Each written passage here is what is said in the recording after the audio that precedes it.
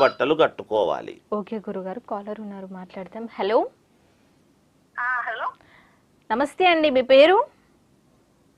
నా పేరు పావని మేడం. పావని గారు, ఎక్కడి నుంచి కాల్ చేస్తున్నారు? నేను మాల్ నుండి చేస్తున్నా మేడం, మాది మాల్. ఓకే అండి, ఎవరి గురించి తెలుసుకోవాలనుకుంటున్నారు మీరు? ఏం లేదండి, ఇది నెంబర్ చూసి చేస్తున్నా. సాంగ్స్ పాడుతున్నారు కదా.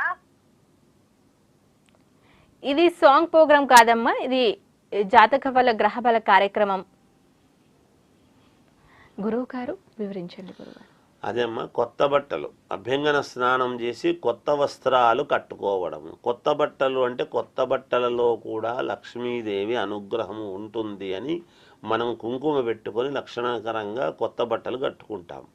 అలా కొత్త బట్టలు కట్టుకున్న తర్వాత దేవాలయానికి వెళ్ళి మనకు ఈ షడ్రసోపేతమైనటువంటి ఉగాది పచ్చడి అని ఉంటుంది.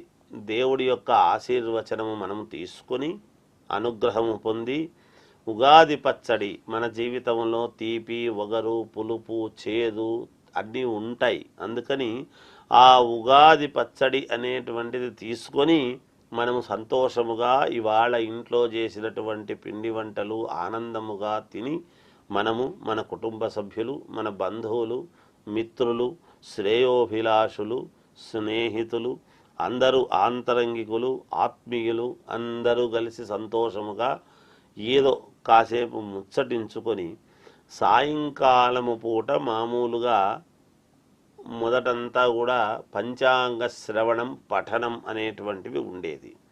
పంచాంగ పఠనం అంటే మేము చెప్పేది, మాలాంటి వాళ్ళు పండితులు చెప్పేటువంటిదంతా పఠనం, పఠించడం. వినేటువంటి వాళ్ళందరూ కూడా శ్రవణం అని, పంచాంగ శ్రవణం వింటాము అనే భావనతో పంచాంగ శ్రవణం అనేటువంటి పేరు వచ్చినది.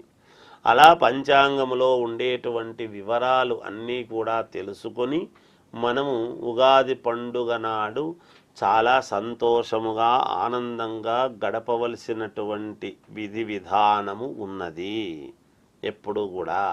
అందుకని మనకు ఉగాది అంటే మనకు ఆరంభమైనటువంటిదే చైత్రశుద్ధ పాడ్యమి నుండి అనేదానికే మనము మామూలుగా చైత్రము, వైశాఖము, జ్యేష్ఠము, ఆషాఢం, శ్రావణం, భాద్రపదం, ఆశ్వీజం, కార్తీకం, మార్గశిరం, పుష్యం, మాఘం, పాల్గుణం.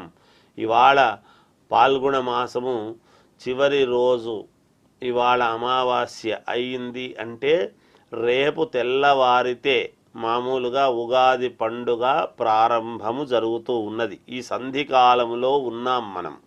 ఇవాళ మామూలుగా తెలుగు నెలల ప్రకారముగా పూర్ణత్వము కలిగినటువంటి రోజు, చివరి రోజు ఈరోజు పాల్గొన మాసము. రేపు తెల్లవారితే చైత్రశుద్ధ పాడ్యమి, కొత్త సంవత్సరానికి ఆహ్వానము పలకబోతూ ఉన్నాం మనం. కాబట్టి రేపటి నుంచి అందరూ కూడా సుఖ సంతోషాలతో ఆనందముగా జీవించాలి ఇలా చేసుకొని అని తెలియజేస్తూ జయోస్తూ. ఓకే గురుగారు, కాలర్ ఉన్నారు, మాట్లాడదాం. హలో హలో, నమస్తే అండి, మీ పేరు?